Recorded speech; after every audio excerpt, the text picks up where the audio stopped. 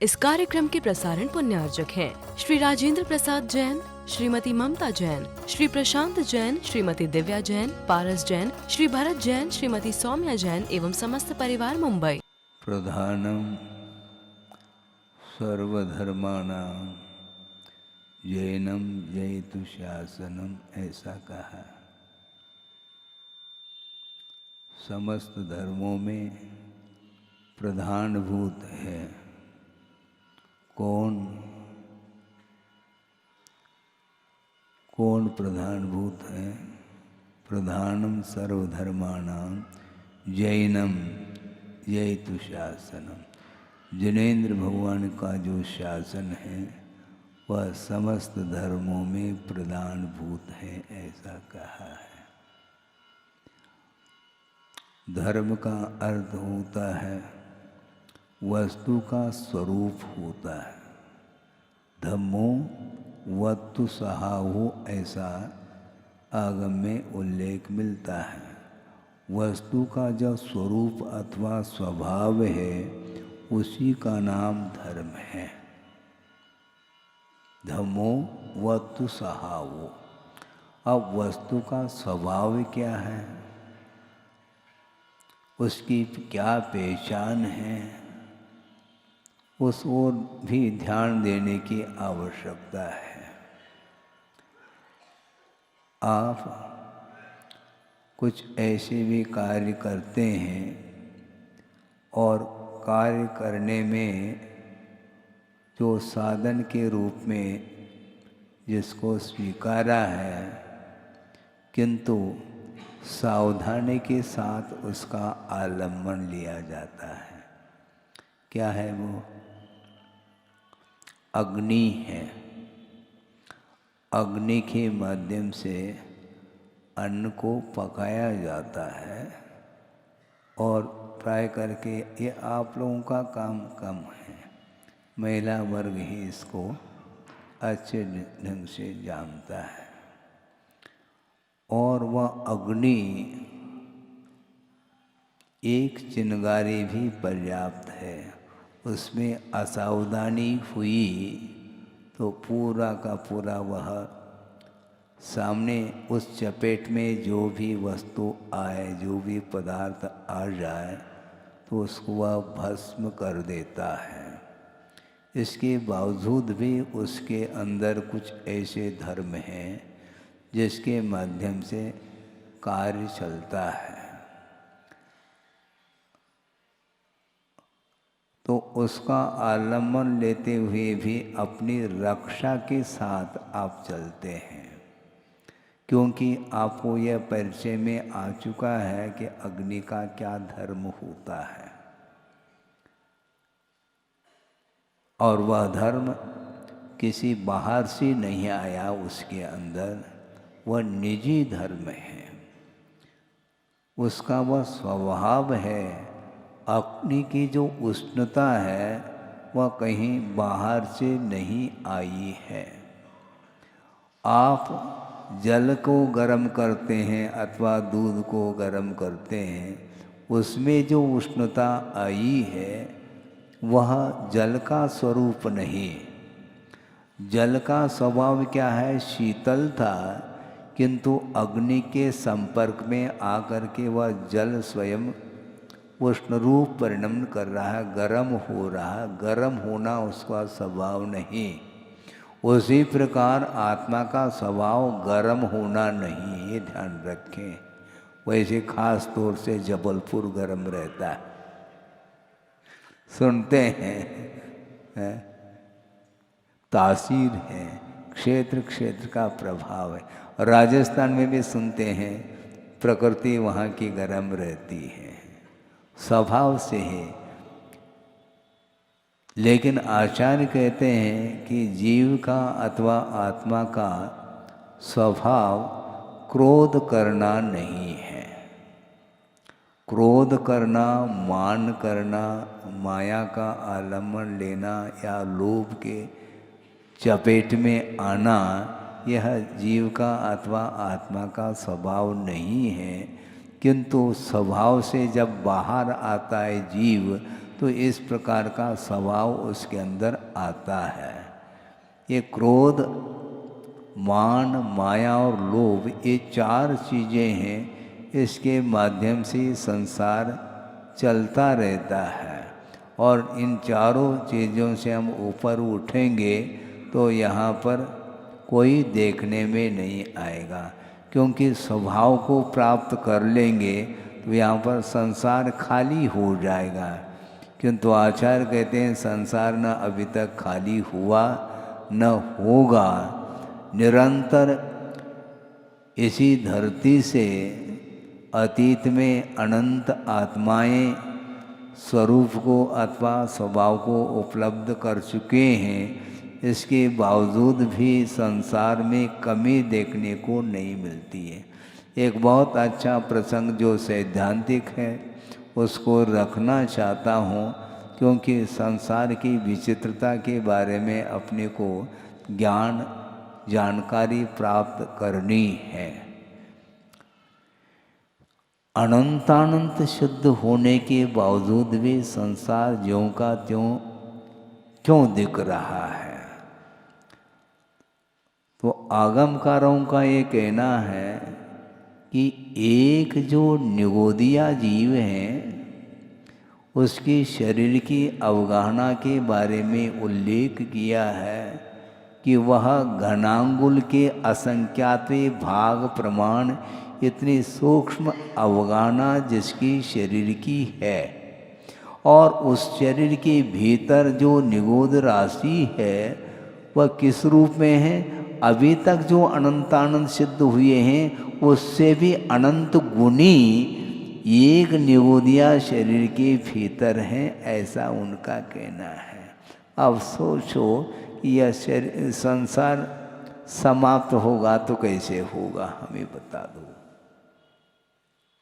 और ऐसे असंख्यात निगोद शरीर हैं, और प्रत्येक शरीर में सिद्धों से अनंत गुणी, सिद्धों से अनंत गुणी जीव उसमें विद्यमान हैं।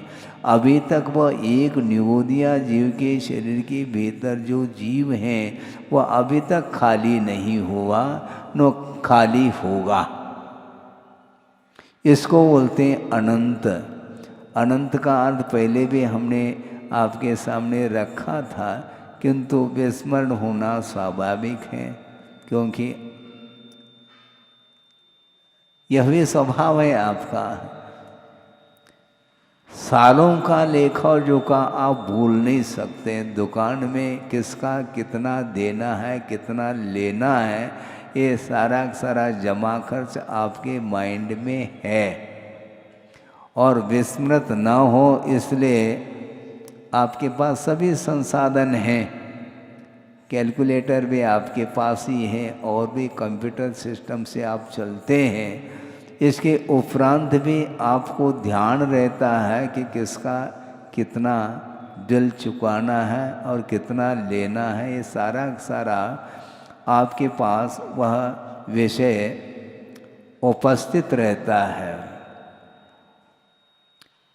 किंतु यहाँ पर जो अनंत की संख्या बताई जा रही है वह अपने आप में अद्भुत है।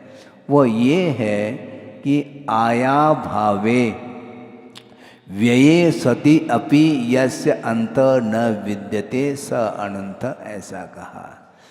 आय का तो अभाव है, जिस संख्या में कोई संख्या जुड़ नहीं रही है, आय का अभाव है, और व्यय सति अपि निरंतर उस संख्या में से व्यय होता चला जा रहा है। फिर भी जिस संख्या का अंत न हो उसका नाम अनंत कहा है। तो ऐसी स्थिति में अभी तक अनंतानंत जीव इस धरती से मुक्त हुए हैं, और उनकी जो संख्या अनंतानंत के रूप में, उसको भी अनंतानंत से गुणित कर लो अथवा अनंत से गुणित कर लो। जो गुणनफल आएगा उतनी राशि एक निगोदिया शरीर के भीतर है। ये श्रद्धान का विषय है। न हमने देखा न आपने देखा, न हमारे बुद्धि का विषय बन रहा है न आपकी बुद्धि का विषय बन रहा है, किंतु आगम में तो वह बात आई है। और वीर हिमाचल से आइए, ध्यान रखो। और दूसरी बात ये है कि और विस्मय की बात आपके सामने ये रखना चाहते हैं, वह ये है कि आज के तारीख से अनंत काल व्यतीत होने के बावजूद भी यही संख्या बनी रहेगी कि सिद्धों से अनंत गुणे, सिद्धों से अनंत। अभी वर्तमान में अनंतानंत सिद्ध है, उसको अनंत से आपने गुणित कर लिया, जो गुणनफल आया वह एक निगोदिया शरीर के भीतर है। और आज से अनंतानंत काल व्यतीत होने के बाद सिद्धों की संख्या तो बढ़ जाएगी, उसके बाद भी उसको अनंत से ही गुणा करना, और उतनी राशि एक निगोदिया शरीर के भीतर है। और ऐसे असंख्यात जो है निगोदिया जीवों की शरीर की संख्या है। तो ऐसी स्थिति में कभी भी नाना जीवों के अपेक्षा से संसार का अंत न भूतो न भविष्यति है, किंतु व्यक्तिगत संसार का अंत किया जा सकता है।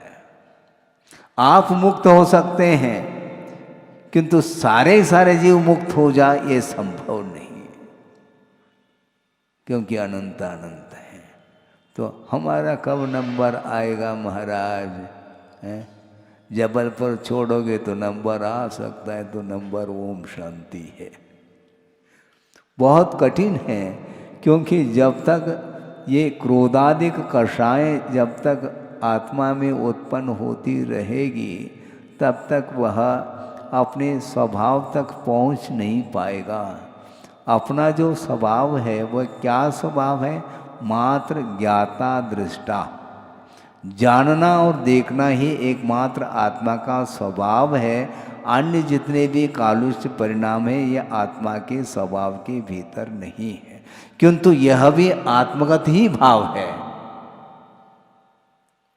किंतु वह वैभाविक भाव है, वह आत्मा का स्वभाव नहीं, ये कहा जा रहा है। इसलिए आप अपनी पहचान कर लो, हैं? आप कोई पहचान नहीं, अपनी पहचान है, और दूसरे की पहचान करना चाहो।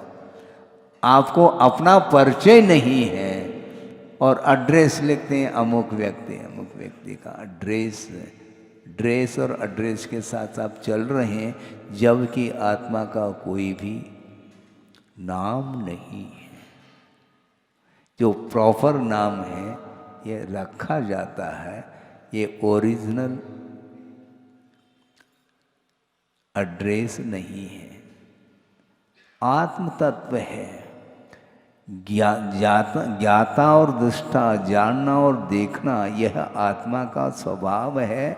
और उसके माध्यम से पदार्थ को मात्र जाना जाता है, देखा जाता है, किंतु ग्रहण नहीं किया जाता।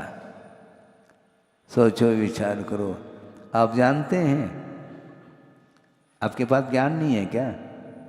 ज्ञान तो है महाराज, फिर तो क्यों लगा रहे हैं? ज्ञान तो है, किंतु आपका ज्ञान पदार्थ को जान नहीं पा रहा, बल्कि पदार्थ को जानते हुए भी ग्रहण के साथ जानता है। ये ग्रहण करने योग्य है।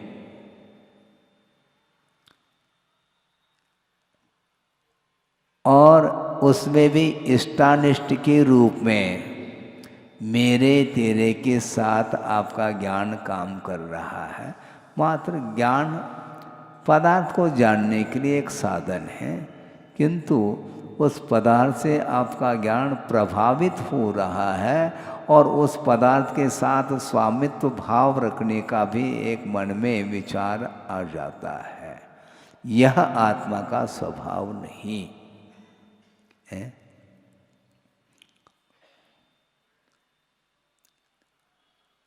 राष्ट्रपति है, पति का अर्थ क्या होता है? स्वामी। कुछ तो रस आता होगा उनको, मैं राष्ट्र का स्वामी हूं, है? अपने आत्मा का स्वामी बनो ना। आप जगतपति बनो। आप जगतपति बनेंगे तो 3 लोक के द्वारा आपकी आराधना की जाएगी और आप आराध्य बनेंगे।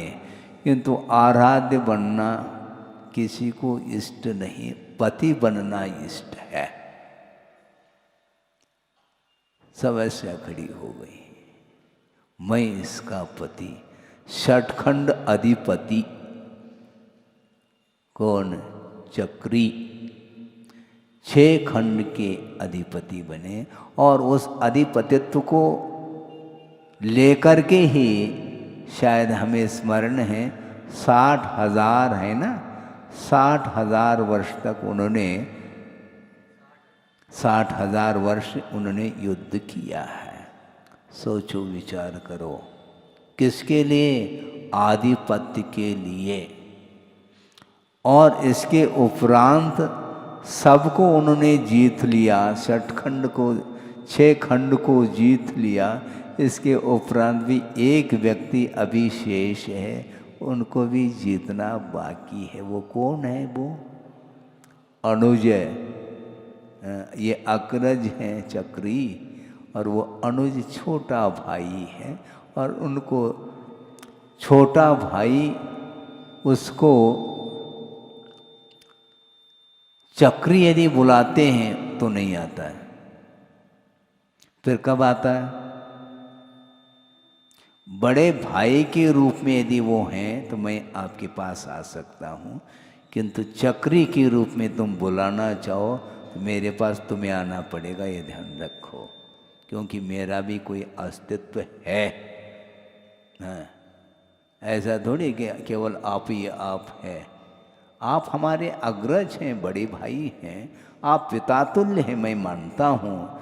किंतु यदि चक्री के रूप में कहोगे तो नहीं, मेरा अस्तित्व है, मुझे निपटना पड़ेगा तुम्हें। और 3 युद्धों में वह हार जाता है।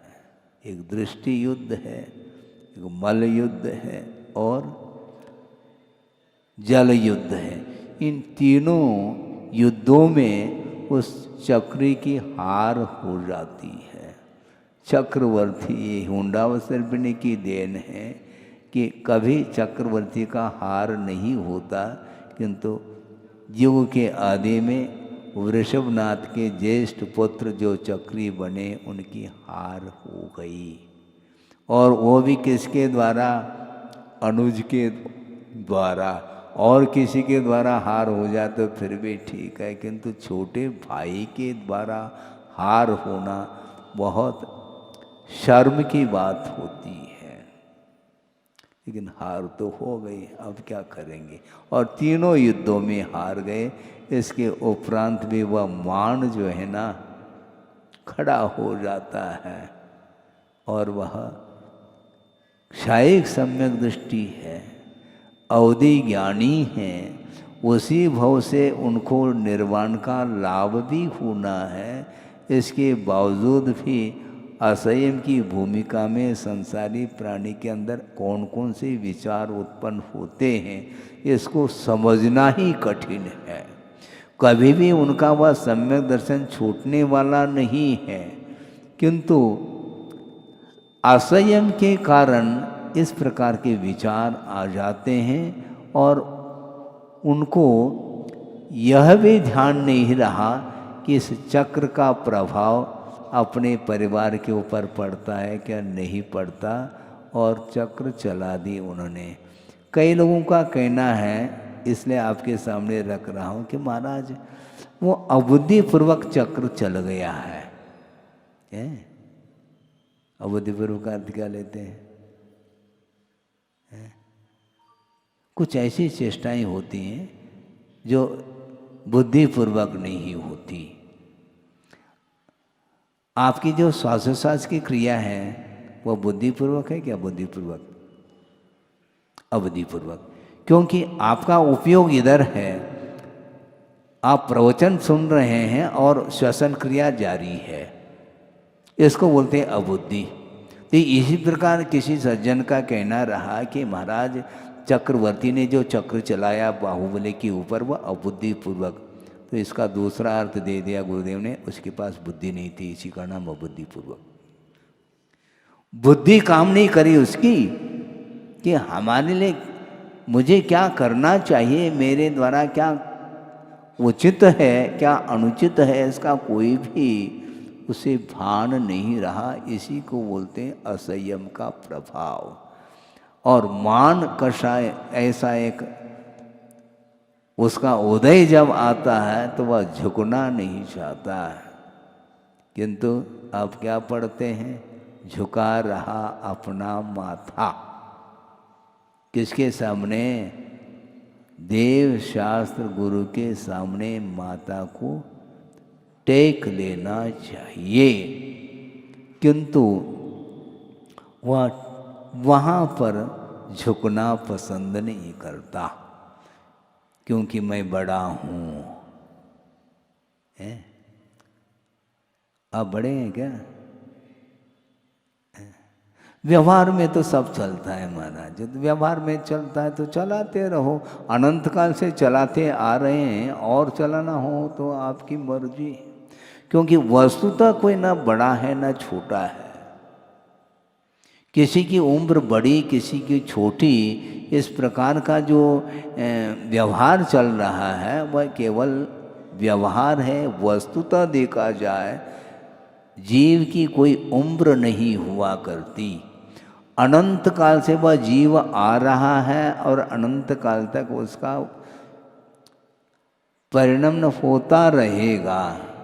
कौन छोटा और कौन बड़ा उत्पन्न नहीं हो सकता जीव, जीव की उत्पत्ति संभव नहीं, किंतु अवस्था की उत्पत्ति होती है। हाँ, अवस्था का अर्थ ही पर्याय है। एक पर्याय मिट गई, दूसरी पर्याय की उत्पत्ति हो गई। मनुष्य पर्याय का अभाव हुआ और देव पर्याय की उत्पत्ति हो गई, किंतु मनुष्य पर्याय में जो जीव था वही वहाँ पर पहुँचा है। उस पर्याय में एकांत से जीव का उत्पाद नहीं होता, जन्म नहीं होता, किंतु पर्याय का ही जन्म होता है। कभी देव पर्याय से मनुष्य पर्याय, कभी मनुष्य से तिर्यंच, कभी तिर्यंच से नारकी रूप पर्याय। ये सब भिन्न भिन्न भिन्न भिन्न योनि स्थानों में यह उत्पन्न होता रहता है। 84 लाख उत्पत्ति स्थान गिनाए हैं आगम में, तो उन सभी पर्यायों में अनंत अनंत अनंत अनंत बार उत्पन्न होकर के मरण को प्राप्त हुआ है। इसलिए कौन बड़ा और कौन छोटा, गुरुदेव ने कहा था कि पूछा था उन्होंने, और सहजता से आप उत्तर भी देते हैं। नाती है और दादाजी हैं। नाते के साथ जी का प्रयोग नहीं करते आप, है ना, क्योंकि छोटा है वो, है। और दादा नहीं, दादाजी, हाँ, क्योंकि वो बड़े हैं। गुरुदेव ने ये कहा था, ये ध्यान रखो, दादाजी का जन्म और नाती का जन्म एक समय में हुआ, क्योंकि जब तक नाती का जन्म नहीं होगा तब तक उनको ये टाइटल नहीं मिल सकता ये दादाजी है।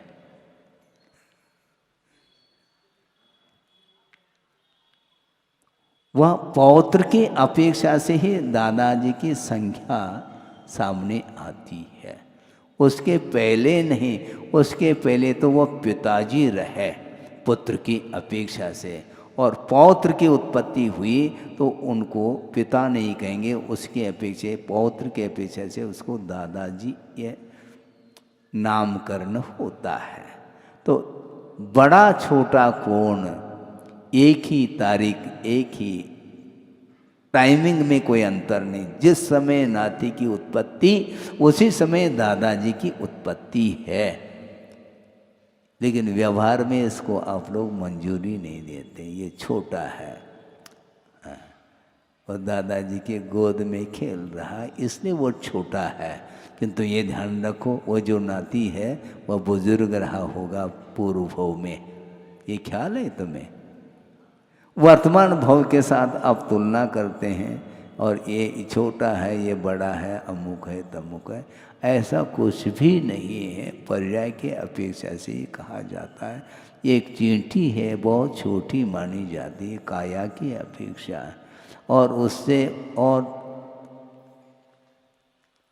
चींटी से और कोई भी जीव है, मान लो मेंढक है, तो वह बड़ा है। छिपकली उससे छोटी है। मेंढक से भी सर्प बड़ा है, सर्प से भी हाथी बड़ा है, हाथी से भी और कोई भी बड़ा जीव हो सकता है पर्याय की अपेक्षा। इस प्रकार ये सापेक्ष कथन है, एक दूसरे के अपेक्षा से छोटे बड़े की परिकल्पना है, किंतु जीवत्व के अपेक्षा से कोई न छोटा है न बड़ा है। इस प्रकार का ध्यान सम्यक दर्शन होने के बाद भी नहीं हो पाता। श्रद्धान का विषय होना अलग वस्तु, किंतु अपने जीवन में उसको लाने के लिए संयम की बड़ी आवश्यकता होती है। मैं चिर दीक्षित हूँ, बैठ जाओ शांति से, कहते हैं आचार्य। ये नवदीक्षित है और ये चिर दीक्षित है, ठीक है, ये व्यवहार चल रहा है, किंतु नवदीक्षित चिर दीक्षित के पहले मुक्त हो सकता है, ध्यान रखो। तुम मुक्त नहीं हो सकता, ऐसा नहीं हो सकता है। वृषभनाथ से बाहुबली पहले मुक्त हुए कि नहीं? बेटा और पिताजी का संबंध, वो संसार में संबंध जोड़ते रहो तुम, किंतु मोक्ष मार्ग में ये छोटा और बड़ा कोई भी है ही नहीं। व्यवहार का लोप नहीं कर रहा हूँ, आदर के अपेक्षा से छोटे को बड़े का विनय करना चाहिए, आदर बहुमान आदि रखना चाहिए, अलग वस्तु है। किंतु अहंकार की ओर यदि मान लो जाता है तो ये गलत सिद्ध हो जाता है, क्योंकि वह पौत्र भी क्यों न हो, पहले ही दादा जैसे पहले वह मुक्त हो सकता है, उसको रोकने वाला नहीं है। इसलिए अपने को संसार के स्वरूप के बारे में सोचना है। जब अनंत काल से यह जीव आ रहा है, उत्पन्न हो रहा है, मरण को प्राप्त हो रहा है, तो ऐसी स्थिति में हमारा कर्तव्य क्या है, इस ओर ध्यान नहीं जाएगा, स्वभाव की ओर दृष्टि नहीं जाएगी, तो कभी भी संसार का अंत, व्यक्तिगत संसार का अंत नहीं कर पाएंगे। बाकी सार्वभौमिक रूप से, सार्वजनिक रूप से यह संसार का अंत तो न कभी हुआ न होगा, किंतु जो चाहता है, मुक्त होना चाहता है, वही व्यक्ति मोक्ष मार्ग पर कदम रखता है। बंधन का जिसको अनुभव हो रहा है, वही व्यक्ति बंधन से मुक्त होने का भाव रख सकता है, रखता है। आप अपने आप में बंधन का अनुभव कर रहे हैं क्या? नहीं, बोलो है? आप बाहर निकलते हैं तो पूछते हैं कौन जिसका आपके साथ संबंध है, वो पूछती हैं कब आएंगे आप?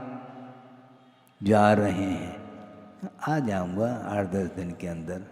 तो ये क्यों पूछ रही है वो? क्योंकि आपके साथ उसका संबंध है ना। तो संबंध है तो निश्चित रूप से बंधन है। आप निश्चिंत होकर के, फ्री होकर के आप कहीं भी जा नहीं सकोगे, नहीं तो वो भी फ्री हो जाएगी, फिर मुश्किल हो जाएगा। संबंध आपने रखा है, गठबंधन हुआ है, भले ही आप पृथक रहते हैं, ये बात अलग है शरीर की अपेक्षा, किंतु भावों के अपेक्षा से जो संबंध है वो बहुत घनिष्ठ संबंध हो जाता है। इसलिए जब तक उसके साथ हमारा संबंध है तब तक वह बंधन का ही अनुभव करता है। इसलिए और बंधन का नाम ही संसार है, और संसार से मुक्त होना चाहो तो आज नहीं कल उस संबंध को आपको तोड़ना पड़ेगा। पहला जोड़ता है संसारी प्राणी, और मान लो मन नहीं मिल रहे हैं, फिर तोड़ने का भाव करता है, तो तलाक हो जाता है। होता है कि नहीं? होता है। विचार मिलते नहीं, जल्दबाजी में संबंध हो गया, फिर बाद में विचारों में सामंजस्य नहीं है, साम्य नहीं है, तो उसमें बिखराव आ जाता है। तो इस प्रकार संसारी प्राणी निरंतर जो है अज्ञान के कारण संबंध जोड़ता ही चला जाता है, फिर बाद में तोड़ने के लिए उसके लिए बहुत कठिनाई का अनुभव करना पड़ता है। इसलिए आचार्य ये कहना चाहते हैं कि कीचड़ में पैर डाल करके धोने की अपेक्षा पहले से ही कीचड़ से दूर रहो। महाराज हम तो डाल चुके, अब हमारा क्या होगा? डाल चुके हैं तो उसका निर्वाह करो। जब आप गृहस्थ जीवन में प्रवेश आपने पाया है और अपनी इच्छा से ही, तो ऐसी स्थिति में आपका कर्तव्य बनता है परिवार के प्रति, और कर्तव्य पूर्ण करके ही आप फ्री हो सकते हैं, उसके पहले नहीं। हाँ। कितनी कठिनाई देखो ये। पहला सोचते, प्रवेश करने के पहले आप सोच विचार करते, महाराज मेरी कोई भावना नहीं थी, जबरदस्ती मेरे साथ हुई है। आपके साथ कैसे जबरदस्ती हो सकती है? कोई जबरदस्ती कर नहीं सकता। यदि जबरदस्ती करेगा तो मुझे भी करते हैं। सामने तो मैं बैठा हूँ, गुरुदेव को कर लेते हैं, परिवार वाले नहीं कर सकते। वो तीर्थंकर के माता पिता भी उनके लिए बाध्य नहीं कर सकते हैं तीर्थंकर को, और रोते धोते रहते हैं तीर्थंकर के माता पिता भी, किंतु वह सुनते नहीं। तुम रो धो। हाँ।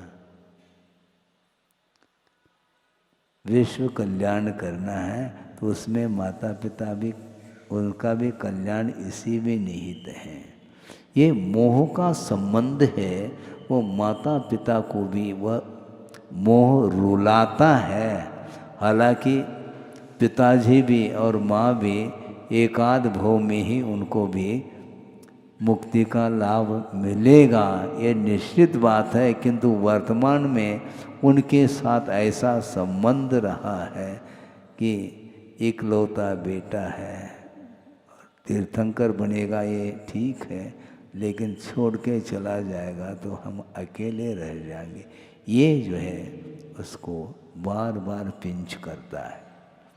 लेकिन कुछ भी हो, जिसको वैराग्य हो जाता है, जिसको बंधन इष्ट नहीं है, उसको कोई भी रोकने वाला नहीं है।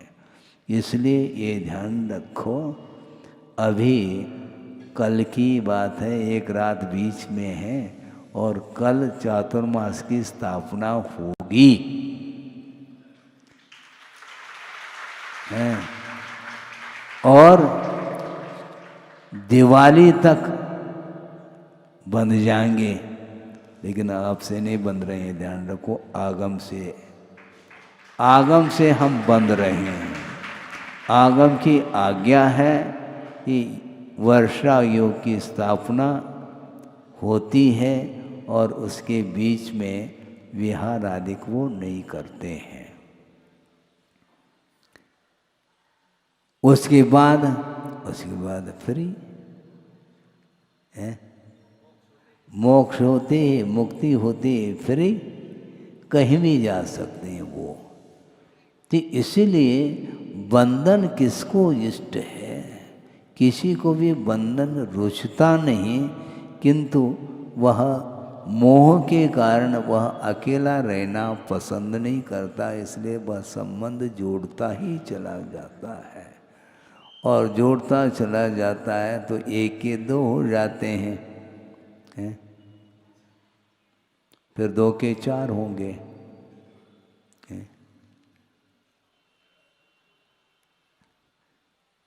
फिर 8 हो गए, अष्टापद है। ये परिवार बढ़ता चला जाता है तो वह विस्तार को ले लेता है, फिर बाद में उस जाल में आ जाता है, वो बुरी तरह से वह फंस जाता है।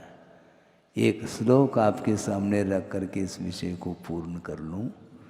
कि हिताहित विमूढ़ आत्मा, हिताहित विमूढ़ आत्मा स्वम शाश्वत वेष्टयेत ग्रही अनेकारंभजयी पापई कोशकार कृमिर यथा। कृमि एक कीड़ा है, रेशम का कीड़ा, जिसको कोशकार बोलते हैं।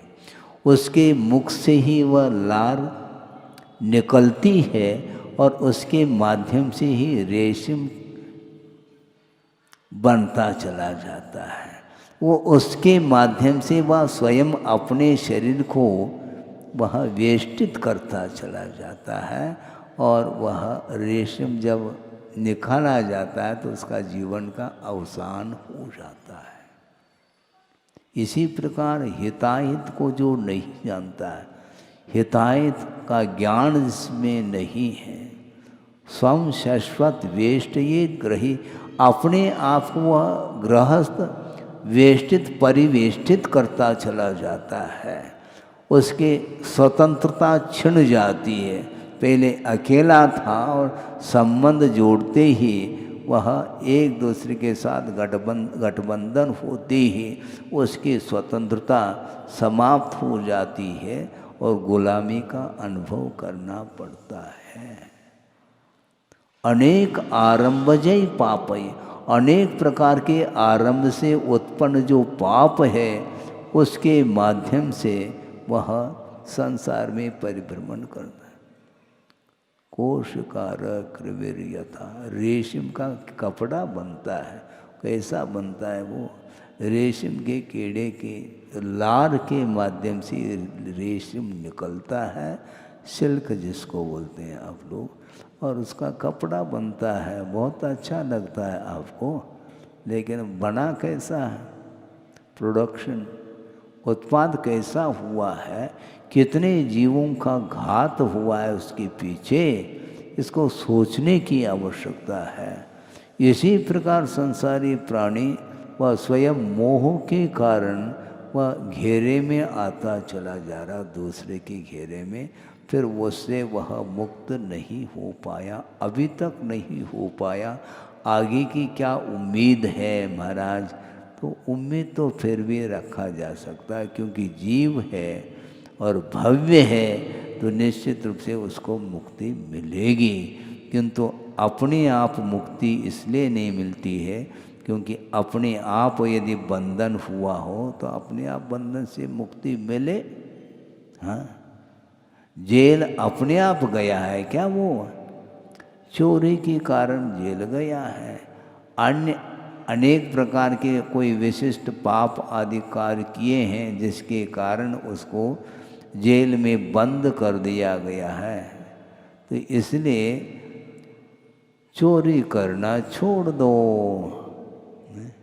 उसको धीरे धीरे कम करते हुए धर्म की आराधना के साथ जीवन व्यतीत करेंगे, निश्चित रूप से मुक्ति का लाभ हो सकता है। हो इस पवित्र भावना के साथ अहिंसा परमो धर्म की जय। बोधि समाधि परिणाम शुद्धि स्वात्मोपलब्धि शिव शोक शुद्धि चिंतामणिम चिंतित वस्तुदाने त्वां वंद मानस्य ममास्तु देवी। परम पूजाचार्य गुरुवर श्री विद्यासागर जी महाराज की जय। इस कार्यक्रम के प्रसारण पुण्यार्चक थे श्री राजेंद्र प्रसाद जैन, श्रीमती ममता जैन, श्री प्रशांत जैन, श्रीमती दिव्या जैन, पारस जैन, श्री भरत जैन, श्रीमती सौम्या जैन एवं समस्त परिवार मुंबई।